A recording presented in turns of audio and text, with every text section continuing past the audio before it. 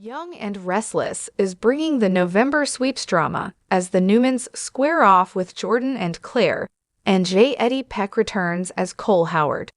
I'm expecting big things. Everything else has been on the humdrum side. Not sure if I'm in the minority or majority on this one, but I'm disappointed that it appears they're turning Chance into yet another business executive. Sure, Chancellor is his family business, but the soap is already overwhelmed with corporate storylines that go nowhere aside from people swapping titles. Chance is interesting because he's on a different path. In Related, the Chance/Summer/Sharon love triangle remains stalled, and given that they're already signaling the outcome, it feels very low stakes anyway. I'd love to see more effort put into the writing for these characters. As far as I can tell, Kyle is playing both sides against the middle with having confessed to Diane, accepted the COO position at Jebot, and then gone back to Audra and Tucker to tell them he's in on their scheme again. If Tucker and Audra are successful in their bid, Kyle ends up as Cozy Ito. If they are unsuccessful and he can take credit for foiling their plan, he's hoping his dad will reward him for saving the company by giving him back his old job. Either way, unless there's a twist, Kyle wins and gets his way. Thoughts? This whole storyline with Mamie has devolved into a hot mess. Actually, it never evolved into a good story to begin with, because all it amounted to was yet another vague threat between corporate players. Why would Mamie confess to wanting to oust Jill before even putting a plan into action?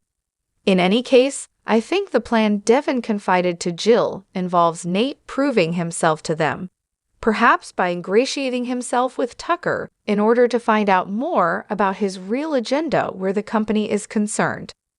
Once Nate does this, they'll allow him to rejoin the business.